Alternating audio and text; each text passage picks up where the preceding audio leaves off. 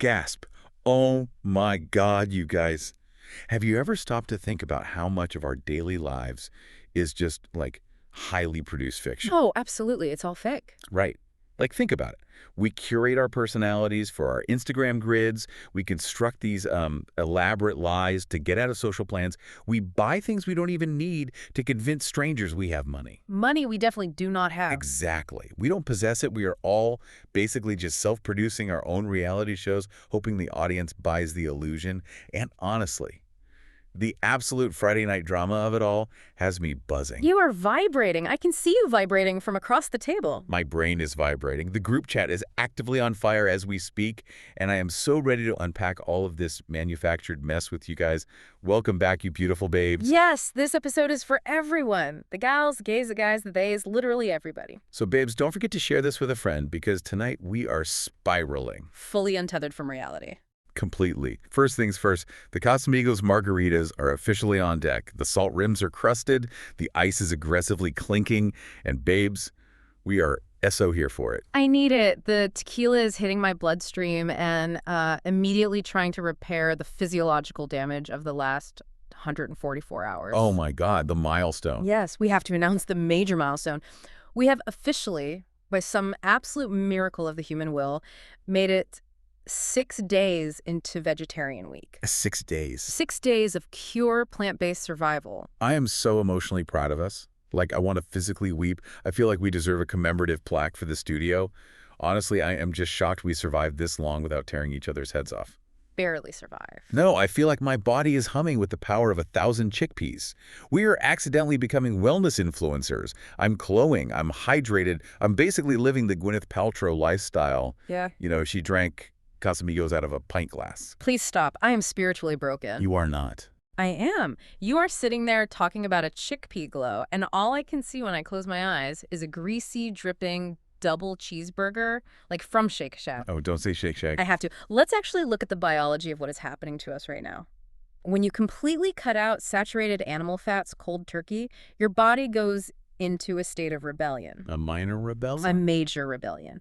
Humans are evolutionarily wired to crave calorie-dense foods, right, for survival. Yeah. So when you deprive your brain of that easy lipid hit, it starts playing tricks on you. I am morning fast food. I am navigating the 5 stages of grief over a lack of bacon. Stop. You're going to make me crave it. My soul feels empty.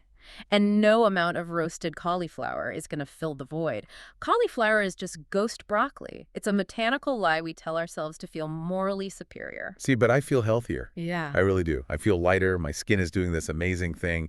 But at the same time, I have to admit, I am also deeply, deeply dramatic about it. Oh, incredibly dramatic. Yeah. Like earlier today, I saw a commercial for chicken nuggets, and I felt a single tear physically leave my eye.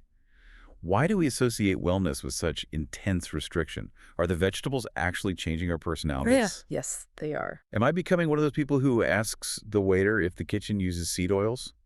Because if I am, I need you to stage a hostile intervention. Oh, you are absolutely becoming that person. The lack of meat has made you insufferable, but like in a very highly curated aesthetic way. Thank you. The personality change is documented science, honestly. Your gut microbiome is shifting, which directly impacts your serotonin. Yeah. But for me, I just feel like I'm operating on a 15-second delay. I'm judging everyone around me, but I'm doing it with extreme low iron energy. You need a spinach smoothie. I just want a burger that actively shaves a week off my life expectancy. That's all I ask. Well, we committed to the aesthetic of wellness. We are living the illusion. Which actually brings us to the most unhinged thing we did right before we hit record. Oh my God, the TikTok spiral. Okay, Snark Squad, picture this. It's an hour ago. We are supposed to be prepping our notes for today's show. But instead, we are completely immobilized on TikTok, falling down the deepest, darkest algorithm rabbit hole known to modern commerce. It was bad. We ended up in the live streams of dupe luxury shops, broadcasting straight from warehouses in China. It wasn't just a rabbit hole. It was a cavernous descent into late-stage capitalist delusion. We sat there for 45 minutes analyzing the stitching on a counterfeit Birkin bag. It was so specific. It was being aggressively shoved into a ring light by a woman in Guangzhou. And we were fully invested in the craftsmanship. But the stitching was immaculate. I'm telling you, the replica market has evolved into an art form. We are talking about fake Louis Vuitton, fake Chanel, fake Hermes that even the authenticators struggle to clock. All right. And what fascinates me is the cultural shift, 10 years ago, if you bought a fake bag, it was a shameful secret. You hid it. We never told anyone. Never. Now, there is a massive subculture of people openly flaunting the fact that their entire wardrobe is sourced from the black market. It's this intense desire to project the Hamptons summer house vibe, the private jet luggage aesthetic, but completely devoid of actual rich people money. It's the psychology of conspicuous consumption turned inside out. Originally, luxury goods were Veblen goods. Wait, what good? Veblen goods. Items where the demand increases as the price increases, specifically because they act as status symbols. Oh, right. The whole point of an Hermes bag is that it signals to the world, hey, I have $20,000 of disposable income to drop on leather. But we live in this hyper-visual influencer era where looking wealthy is somehow treated as a moral virtue. Literally, it's exhausting. So the super fake market swoops in to democratize that status. Right. People are buying a $300 fake Chanel bag to convince strangers on the internet that they are thriving. They are hacking the social hierarchy. It is the absolute peak of modern financial theater. Okay, but hear me out. Is it theater or is it genius? It's theater. Maybe we need to plan a trip to China immediately. Grab our passports, get on a plane, and go straight to the source. Can you imagine the sheer chaos of us running through a night market, aggressively bargaining for a fake Bottega Veneta? I mean, I can imagine the content, yes. I can also imagine us getting detained by customs agents and having to explain why we have 12 identical neon green clutches in our carry-on. It's not smuggling, it's manifestation. TikTok has created this entire ecosystem around feel rich, become rich energy.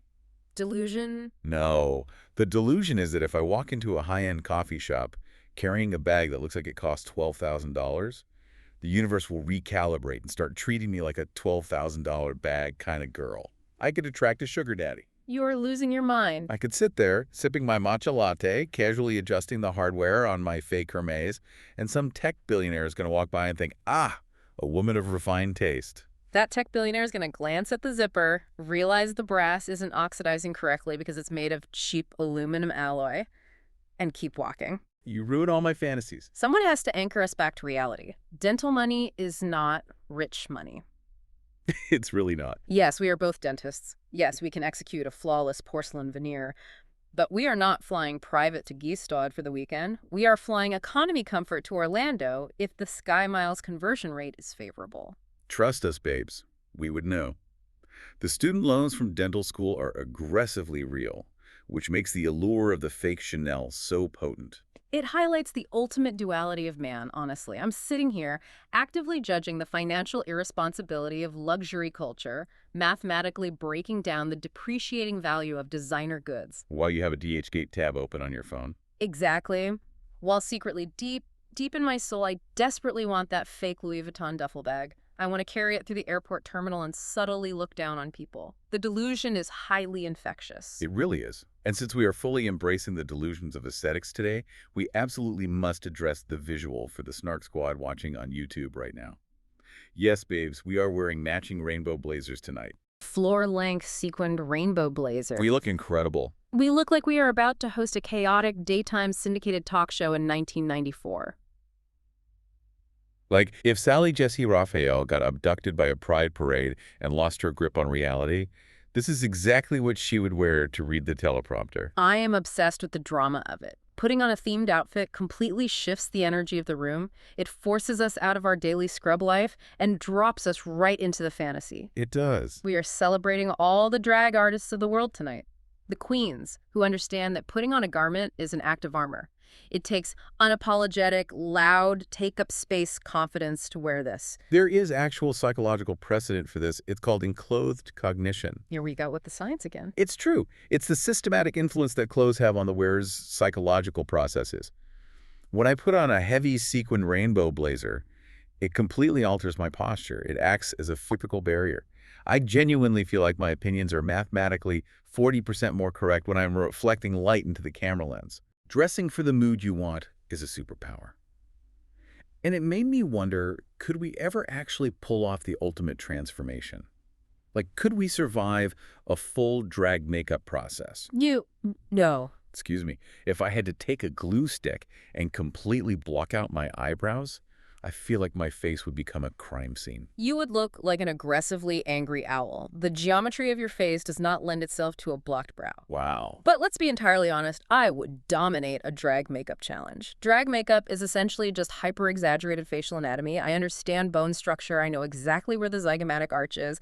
I could map out a contour line that would visually slice a man in half from across the room. Oh, please. You love to project this low-maintenance energy to the world. You give off this whole, oh, I just splash water on my face and use a gentle oat moisturizer vibe. Because I do. But we both know the dark truth. If we actually had to get in drag, you would be the one hogging the vanity for 3 solid hours. I would simply be thorough. You would be screaming at me to pass the translucent setting powder while having a full meltdown because your left eyelash wasn't placed at the exact perfect 45-degree angle. Precision requires time. If I'm going to paint a new reality onto my face, it will be geometrically flawless. Yeah. That's not being high maintenance, that's respecting the history and technique of the art form. Sure. Unlike you, who would just glue 14 chunky rhinestones directly to your forehead, smear some glitter on your cheek, and call it a concept. I would be giving pure, unfiltered emotion. I am a vibes-based performer, which is exactly the energy we need to bring into the next segment. Tell the Snark Squad what time it is. It's Friday, which means it is officially spiral time. Yes. Yes. We asked the babes to send in their messy, chaotic, absolute disaster listener confessions. We wanted your shady, snarky, or stupid moments, and you guys flooded the inbox with some incredibly questionable life choices. It truly is a terrifying window into the human psyche. I am fully prepared to judge everyone with absolute analytical fairness, which means I will inevitably find all of them to be deeply flawed. Let's look at the first confession. Okay, confession number 1. Petty relationship revenge. This listener writes, my boyfriend of 2 years cheated on me with his coworker. When I found out, I waited until he was at work to move all my stuff out of our apartment. Smart. But before I left, I went into his closet and took the left shoe of every single pair of shoes he owned. Dress shoes, sneakers, winter boots, his favorite expensive running shoes. I didn't destroy them. I just donated all the left shoes to a thrift store 3 towns over. When he texted me asking where his shoes were, I blocked him. Shady, snarky, or stupid. Its sheer logistical commitment to the chaos is staggering. I am standing up, and I am giving this babe a standing ovation. This is absolute genius. This is the exact frequency of emotional devastation you want to leave behind. I will defend this mess to my grave. You would. Just visualize the mechanics of his morning. He's waking up, probably late for work. He goes to his closet. He finds one right shoe. He thinks, oh, I must have kicked the other one under the bed. He grabs a different pair, another right shoe. The creeping realization that half of his footwear inventory has evaporated into thin air. It's a psychological thriller playing out in a walk-in closet. It is completely unhinged, asymmetrical warfare. From a legal standpoint, it is a brilliant slow burn. If you take scissors and destroy someone's property, that's vandalism. They can call the police and file a report. That would be stupid. Right. But separating a pair of shoes, removing exactly 50% of the utility without actually destroying the item, it exists in this beautiful, untouchable gray area of extreme inconvenience. It's hard. However, I have to critique the follow-through. Donating half a pair of shoes to a thrift store 3 towns over is incredibly inefficient. You basically just forced a Goodwill employee to throw them in a dumpster. No one is purchasing a solitary left boot. If you really wanted to execute this perfectly, you should have systematically mailed the left shoes one by one over the course of a year to the coworker he cheated with. Oh my God. A monthly subscription box of guilt and left sneakers. You are sick and twisted, and it's why we work so well together. But grading this, I think this is peak snarky. It's not shady because he knows exactly who did it the second he realizes what's missing. It's a loud, proud, architectural statement of vengeance. I am going to classify it as snarky, bordering on sociopathic, but executed with a level of precision that commands my respect. Amazing. Let's move to confession number 2, group chat chaos. I was out at a bar and saw a girl from my extended friend group wearing the most hideous, ill-fitting neon green romper I have ever seen. Oh, I know where this is going. I took a sneaky photo of her to send to my 3 best friends in our private group chat to roast her. In my drunken rush, I accidentally sent the photo and the message, quote, "Look at this actual radioactive swamp monster," unquote, to the main group chat that she is in. When I realized what I did 2 minutes later, I panicked, deleted it, and sent a follow-up saying, So weird. My phone glitch is sending random photos from Twitter to my contacts. Sorry, guys. Nobody replied for an hour. Shady, snarky, or stupid. N-O-O. My stomach is actively in knots right now. The visceral, secondhand anxiety I am experiencing is giving me palpitations. It's horrific. But wait, I have to defend the panic response. We have literally all been there. You are typing a mile a minute, the tequila is guiding your thumbs, the lighting in the bar is bad, and suddenly you accidentally nuke your entire social ecosystem with one tap. The glitch excuse is the ultimate panic button. The glitch excuse is the calling card of a coward. I'm judging this with extreme prejudice. First of all, the core action-taking, non-consensual, sneaky photos of someone in public specifically to mock their appearance is inherently shady. It's mean girl behavior. Okay, yes, it's mean. But the execution of the cover-up, that is pure, unadulterated stupid. Let's break down the mechanics of this so-called glitch. You expect a group of conscious, breathing human beings to believe that your iPhone suddenly achieved sentience, specifically sought out a photo of a girl who happens to be in the exact same bar as you, drafted a highly specific, context-aware insult about a radioactive swamp monster, and then deliberately blasted it to a targeted audience of your mutual friends. Okay, when you lay out the technological impossibility of it, it sounds bad. But in the moment, in the heat of the crisis, your brain's fight-or-flight response kicks in and just screams, deny, deny, deny, deny.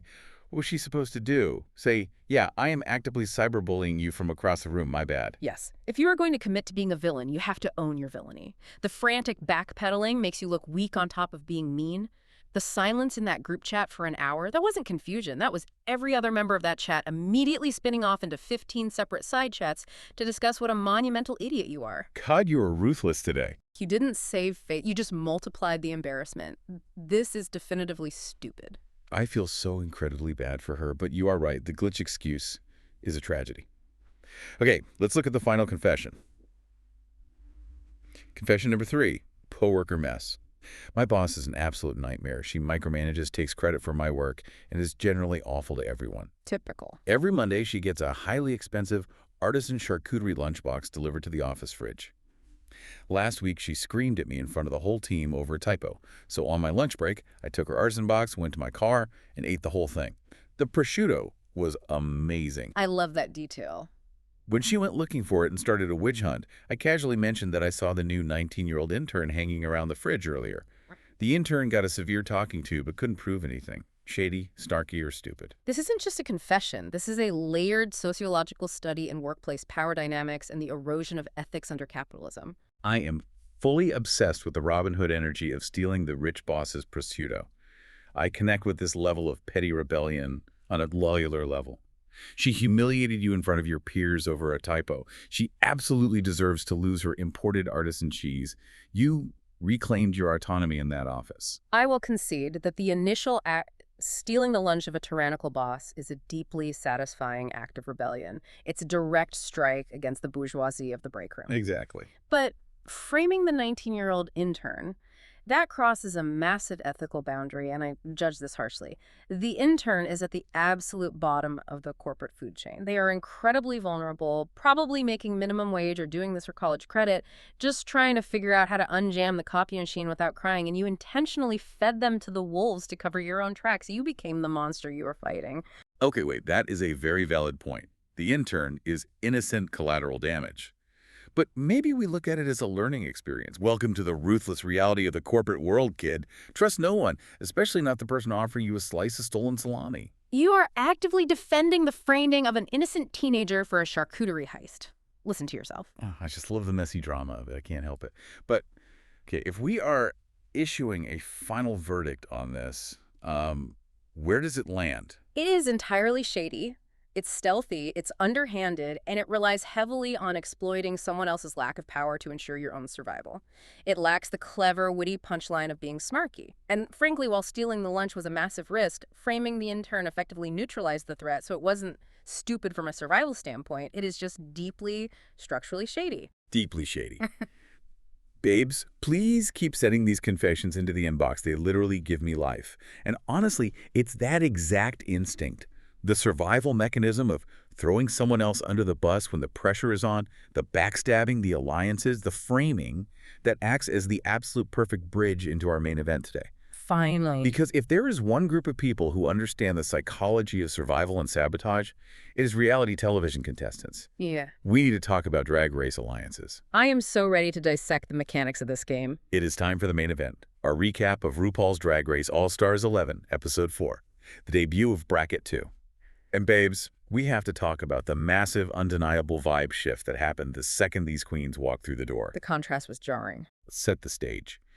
The Snark squad needs to know exactly who we are dealing with in this group. We have April Carrion from Season 6, Aura Mayari from Season 15, Crystal Methyd from Season 12, Selena Stides from Season 15, Silky Nutmeg Ganache from Season 11, All-Stars 6, and Canada vs. the World Season 2, and the absolute foundational legend, Vivacious from Season 6. It is a truly chaotic, multi-generational, and strategically fascinating mix of aesthetics and skill sets. I have a serious question for you. Why does Bracket 2 feel like such a massive glow-up from Bracket 1? Is it just that they have better natural chemistry, or is it a casting triumph? Because the energy in the workroom instantly felt electric. It's a combination of both, but if we analyze the psychology of their initial interactions, you can see why it works so well for television. That loud, friendly vibe in the room when they were all hugging and screaming. It was palpable, yes, but it was also a complete facade. Oh, totally. Bracket 1 walked into the workroom feeling like they were trying to figure out how to play the game politely. Bracket 2 walked in acutely aware that they were producing a television show. The competitive tension was instantly 20 degrees hotter. The fans online are absolutely eating this up, noting how much more vibrant and full of life this group is. There's an undercurrent of desperation to prove themselves, which is the exact fuel you need for elite reality TV. Yes, it's like every single one of them understood the assignment from the jump. And can we please talk about the return of the icons? I am fully spiraling over a Vivacious walking back into that workroom after 13 years. 13 years. 13 years. That is an absolute lifetime in drag years. Drag Race was practically being filmed on a disposable camera with a Vaseline-smeared lens when she was first on, and she walked in with that iconic entrance line, "Break the mold, break the spell, mother has arrived to give him hell." I literally had chills running down my arms. Her return is genuinely historic. For the viewers who might not know their career history, Vivacious represents a foundational era of the 1990s New York club kid drag scene. We are talking about the era of Lee Bowery, of dancing in underground Manhattan clubs when Giuliani was trying to shut nightlife down. Exactly. We rarely see that specific, authentic club history highlighted on modern, highly polished seasons of Drag Race. The legacy of Ornasha, the styrofoam headpiece she wore, has lived on for over a decade as a massive internet meme. But to see the actual artist, the architect of that moment back in the room, you have to respect the gravitas. You really do. However, we also have to be realistic. Being away from the competitive, hyper-produced machine that Drag Race has become for 13 years is a massive, almost insurmountable disadvantage. The game moves at light speed now. And on the complete opposite end of the reality TV spectrum, we have Silky Nutmeg Ganache on her 4th run. And we have to address the elephant in the room because the online chatter is absolutely deafening. The show's canon is completely, aggressively ignoring Silky's time on Canada vs. the World. Which is objectively hilarious from a production standpoint. That's so weird. She was literally the runner-up on that international season. She made it all the way to the end, and the U.S. editors are acting like she spent that entire year locked in a basement. The mechanics behind this are fascinating. The heavily substantiated rumor on Reddit and Twitter is that it all comes down to international broadcasting rights and licensing issues. So it's just about money. Always. Well, Presence, the production company, is notoriously frugal. Allegedly, they did not want to pay the licensing fees to Crave, the Canadian network, to legally mention or show footage from a non-U.S. flagship franchise on the American broadcast. So rather than pay the fee, they just selectively erase a massive chunk of her career from the historical record. That is so wild to me. But regardless of the editing, I will emotionally defend Silky's passion to the death. The fandom gets so incredibly toxic and mad when queens come back multiple times. But why wouldn't they? Drag is their livelihood. I mean, sure. If you are a competitive pageant girl, you go for the crown until they put it on your head. Her epic lip-sync SmackDown run on All-Stars 6 is legendary television.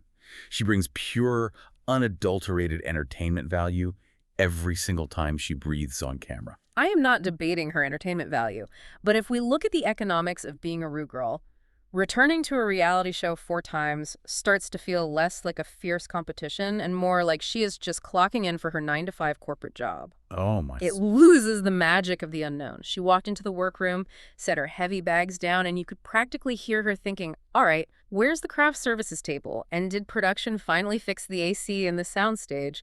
It's a desk job for her at this point. She knows where the cameras are. She knows what the producers want her to say in the confessionals. It's highly competent, but it's repetitive. I'm screaming. Silky from accounting. I love it. Yeah. But we also have to talk about the physical and energetic glow-ups of the cast. Selena Estides looks absolutely incredible. She really does. The weight loss, the physical transformation, the confidence. The fans online are literally flooding Twitter, calling her trade in her confessional looks.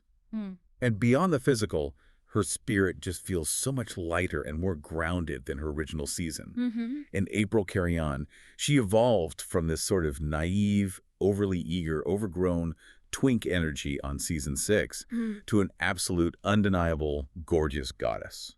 If you read the Page 6 Confession Cube interview they released alongside this premiere, it was very telling regarding their mental states. April explicitly noted that going into this, she assumed Silky was going to be annoying to work with, but actually ended up really liking her. That shows a maturity to look past reality TV personas. Wow. And when the interviewer asked who the most beautiful queen in the cast was, April didn't hesitate for a microsecond and said, me. That lethal level of self-assurance simply wasn't present on season 6. I love that confidence. And Selena spoke so beautifully in that same interview about being thrilled to be in a cast heavy with women of color and having the space to share their specific cultural stories. There is a deep groundedness to this group that makes them formidable. And we can't talk about physical transformations without talking about Crystal Methyd. We have to address the Reddit rumors head on. Everyone is zooming in on her confessionals and overanalyzing every frame, talking about her new cheeks. Right, the new face. Look, whether it's an evolved contouring technique, natural maturity, or a quick little visit to a very talented doctor, her face card is absolutely lethal right now. She looks stunning. It is definitely a highly refined, structurally perfected mug. So RuPaul takes this highly polished, highly competitive, desperate-to-win group of queens and immediately throws them into the fire. The challenge this week, the Sha-Blammy Awards. They have to pair up, write original lyrics, sing, and perform queen-on-queen duets in highly specific musical genres. It is the ultimate test of both technical talent and strategic teamwork, and the messy negotiations for these songs. This right here is why I consume reality television like it's oxygen. 4 girls immediately wanted the 90s R&B ballad track, Dreamin' of Me. 4 girls. It was tense. The tension in that little huddle was so thick, you could cut it with a machete. This specific moment is where we see the strategic gameplay immediately diverge from the polite hesitation of Bracket 1. When 4 queens want the exact same limited resource, it creates a social standoff. You either have to fight and risk alienating your peers on day 1, or you fold. And what does Crystal Methyd do? She points the finger to her temple, activates her prefrontal cortex, and uses her brain. She backs out immediately. It was a brilliant pivot. It was mathematically the smartest move of the entire episode. She looks around the room, sees the bloodbath forming over the R&B track, looks over and sees Aura Mayari standing by the theatrical comedy track, and does the mental calculus. You can see the wheels turning. She realizes Aura is a professionally trained dancer and singer. If I pair with her, she can carry the heavy technical weight of the vocals and the choreography, and I can just bring my signature weird character acting. Crystal completely bypassed the emotional drama to secure the strongest technical partner in the room. That is game theory in action. And then my brain completely short-circuited when Silky stepped aside to do the rap track with Vivacious. I was fully spiraling at the TV. Why would Silky, who is notoriously stubborn, give up the track she so desperately wanted? Because she wanted to look good on camera. No, but then they sat down and explained it, and it was actually so profoundly beautiful. We really have to analyze Silky's emotional growth here. Oh. She opened up about the intense, vitriolic cyberbullying she faced while season 11 was airing, and how Vivacious, a queen from a completely different era, was one of the few people who actively reached out, supported her, and talked her off the ledge on the phone back in the day. Silky gave up the song out of pure respect and drag sisterhood. It is a very compelling human narrative, and it successfully softens Silky's usually aggressive, domineering, competitive edge for the viewers. It makes her sympathetic. But if we remove the emotion and look at it from a purely analytical gameplay perspective, There we go. it was a massive, potentially game-ending risk. You are intentionally pairing yourself with the one queen who has been entirely out of the reality TV game for over a decade. And you are doing it on a rap track, which is a genre that requires Immense breath control, razor-sharp rhythmic timing, and contemporary swagger. Heartwarming. Yeah. Absolutely. Strategic, highly questionable. Okay, Mr. Robot, let them have their beautiful emotional moment. But the warmth doesn't last long, because then we get into the recording studio, and the absolute chaos really begins. Yeah. First of all, Reneé Rapp is the guest judge and producer in the vocal booth. I love her so much. She is a vocal powerhouse. She is. But I was laughing out loud because a fan on Reddit made the most accurate observation. They compared Renee's vibe in the studio to a straight man being forced to sit on a couch and hang out with his girlfriend's manic friends. It was a devastatingly accurate read of the room's energy. Reneé is incredibly talented, but she projects this deadpan, almost intimidatingly cool Gen Z stoicism. And then you have these drag queens who are essentially professional clowns, screaming, twirling, and sweating in a tiny vocal booth. It was an amazing sociological clash of energies. It really was. Also, did you happen to notice the actual microphone setup that was rolled into the studio? It looked exactly like when a high school substitute teacher rolls in the heavy metal TV and VHS cart to play Bill Nye the Science Guy. Yes. The production budget was clearly allocated elsewhere. They said, we spent it all on the prize money, saying into this tin can. But the real tragedy in that studio wasn't the equipment, it was the vocals. Specifically, April Carrion completely, entirely missing the pitch. It was rough. Selena was standing next to her, visibly vibrating with frustration. Selena went into this wanting a massive vocal showcase. She wanted to give us Whitney Houston, and she gets stuck with a partner who, in Selena's own devastating words, is just, quote, supposed to be singing. We have to remember their skill sets. April is a visual artist. She is a look queen and a dancer. She is not, by any stretch of the imagination, a vocalist. Selena realized in real time that her partner was a heavy anchor, actively dragging down the technical score of their duet. And that boiling frustration bleeds perfectly into the absolute mess that was the alliance negotiations happening in the back corners of the workroom. The alliance delusions. I literally need a corkboard and red string to keep track of this nonsense.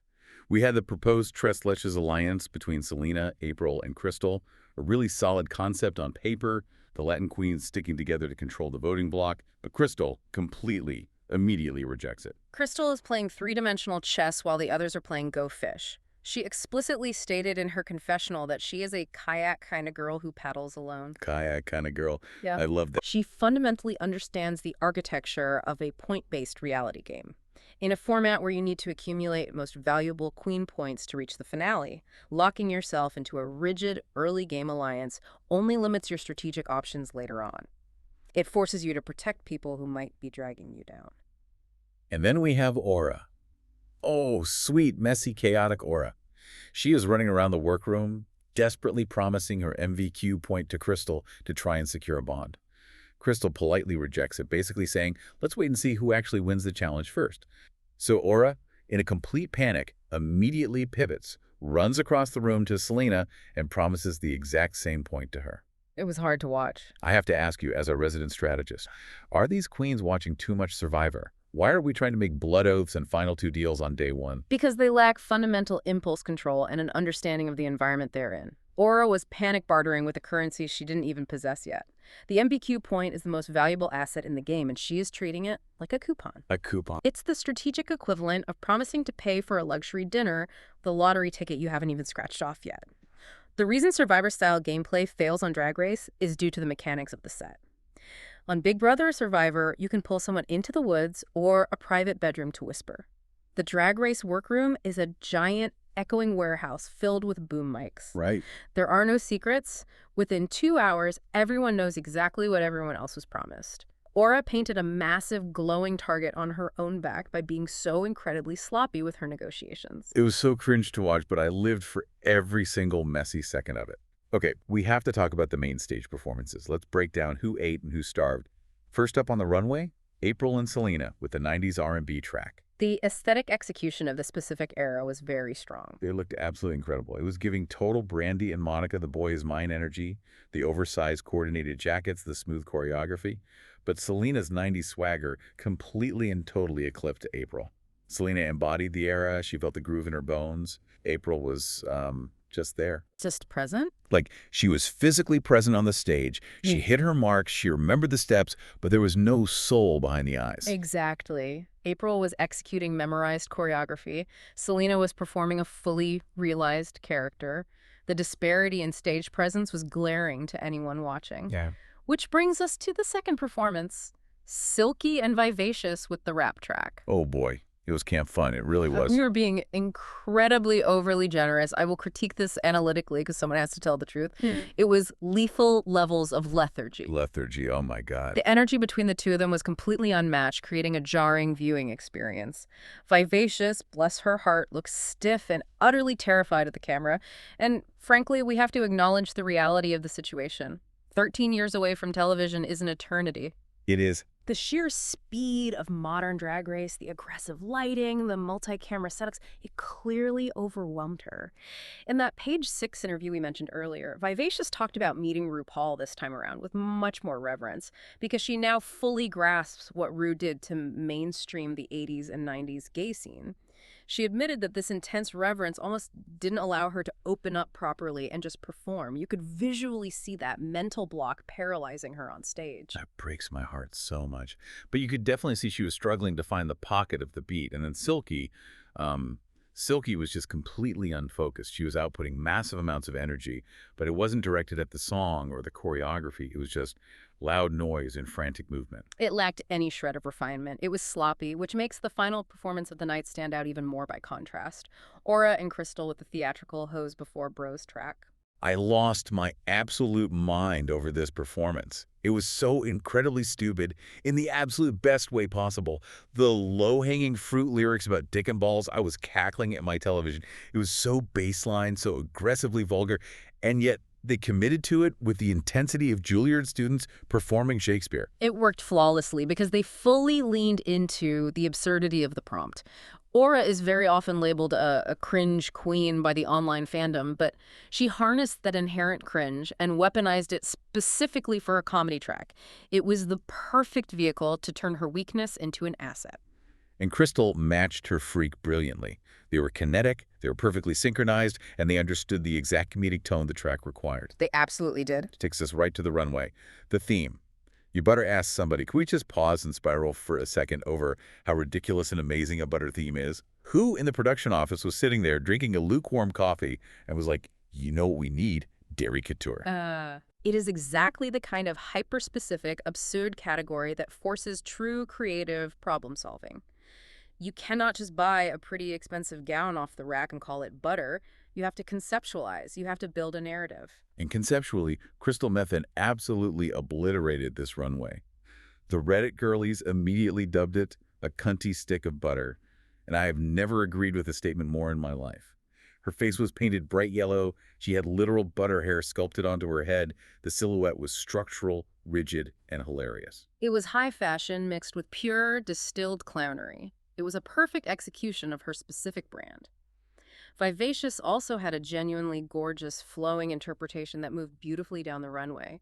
But we urgently need to discuss Silky. You're going to be so mean right now. I can feel it in my bones. I am not being mean. I am reporting the objective facts of what happened on our screens. Yeah. The judges praised Silky's look. They actively gushed over it. Meanwhile, I am watching the high-definition broadcast, and Silky is physically holding her heavy headpiece onto her head with her hands for the entire walk down the runway. She was trying. It was actively, visibly falling off. A very observant Reddit user pointed out the continuity errors.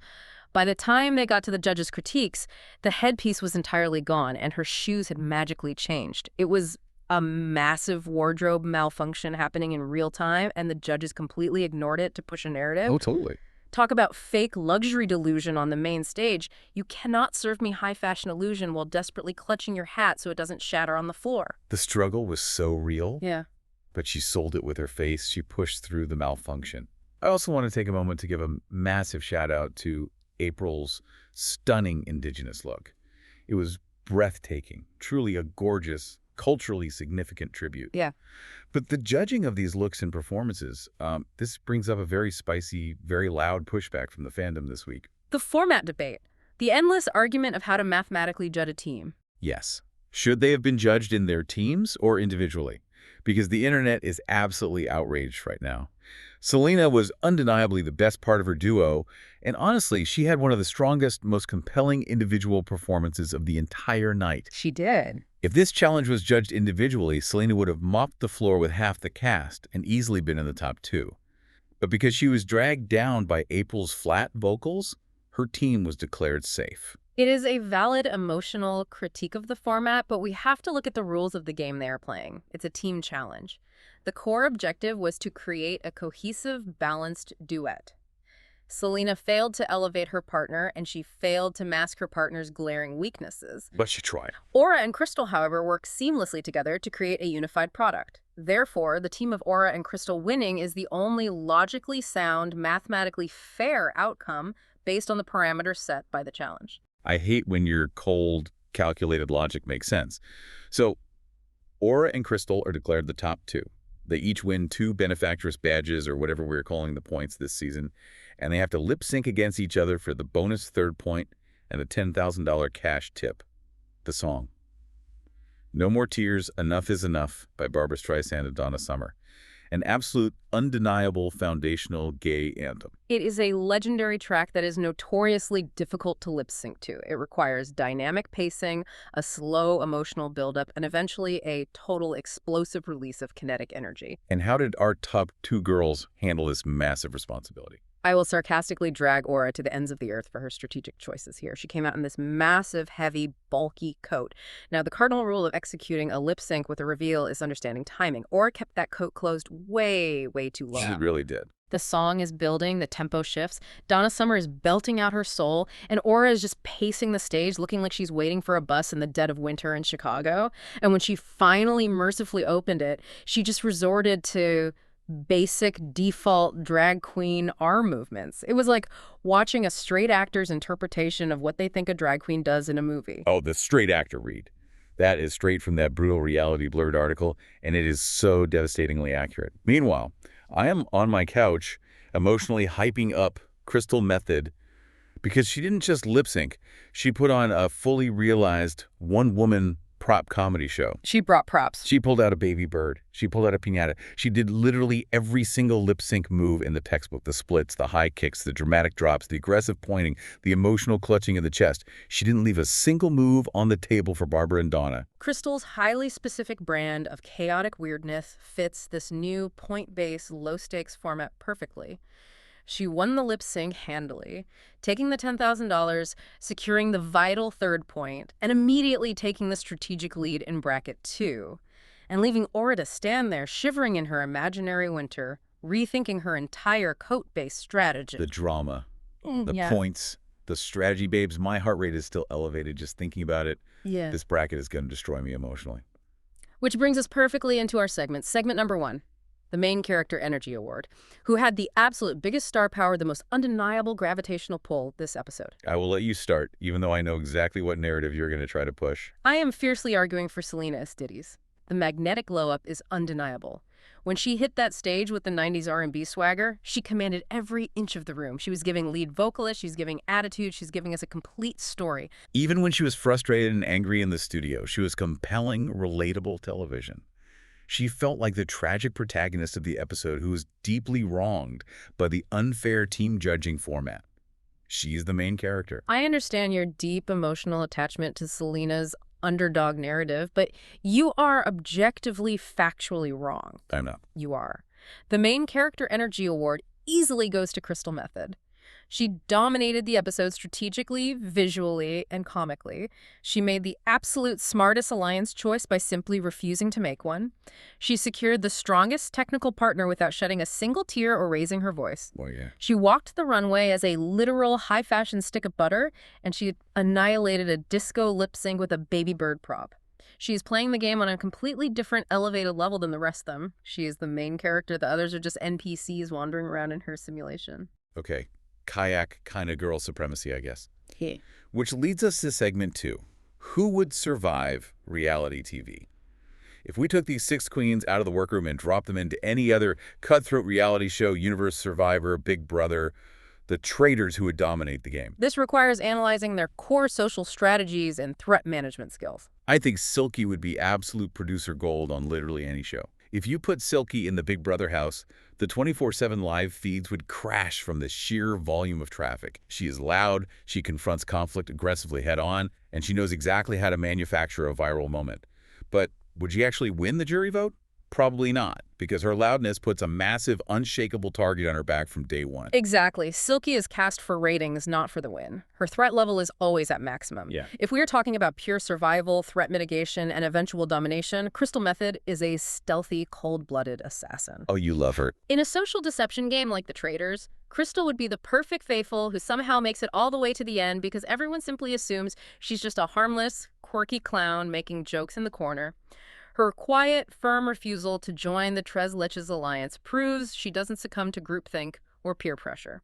She analyzes the board, makes a strictly logical move, and stays completely out of the crossfire. She would outwit, outplay, and outlast all of them while wearing a papier-mâché piñata on her head.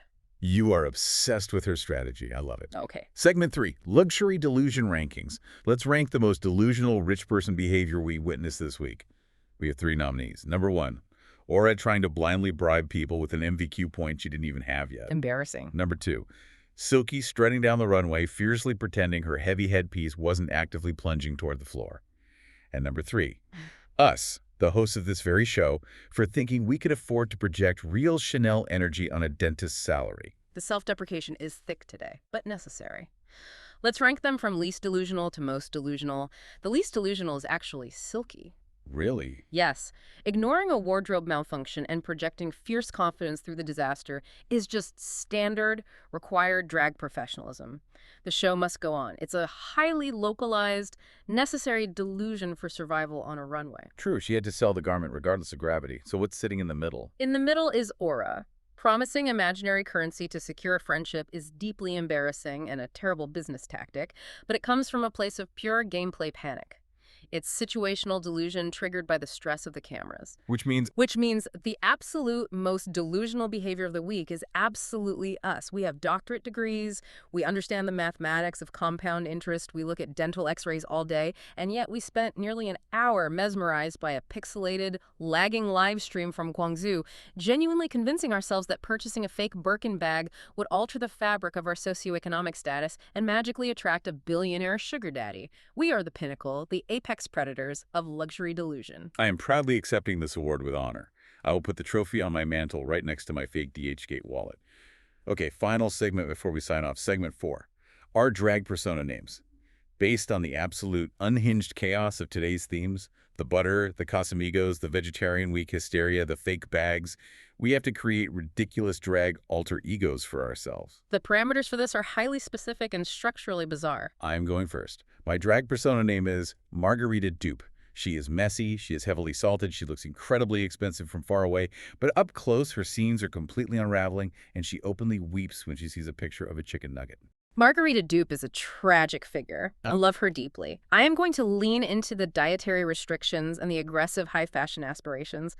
My drag name is Broccoli Chanel. No. Yes. She is fibrous, she is highly nutrient dense, she is severely overpriced, and she actively judges you for your lack of both dietary fiber and liquid funds. She paints her face with geometric precision using only organic, cruelty-free, ethically sourced matcha powder, and she takes exactly 3 hours to get ready for a 20-minute gig. Not Broccoli Chanel. I am screaming. Wait, I have another one for you based on your obsession today. Kayla Kayak. She just paddles away from drama in a neon orange life vest, completely unbothered, flat out refusing to make alliances, just peacefully floating down the river of her own delusion. Kayla Kayak definitely wears sensible Tevas with wool socks on the main stage runway. The visual aesthetics are terrible, but her endgame strategy is flawless. Babes, I am exhausted in the absolute best way possible. The margaritas have finally settled, the vegetarian week-induced hysteria has peaked, and this Bracket 2 debut gave us everything we needed and more. Thank you to the Snark squad for hanging out and surviving this massive spiral with us today. It was a necessary cathartic expulsion of our chaotic energy. Before we go, we need to leave you with some provocative thoughts and questions for the group chat. We want to hear from you in the comments. First, who is your absolute favorite drag race queen of all time? Second, be brutally honest with yourself.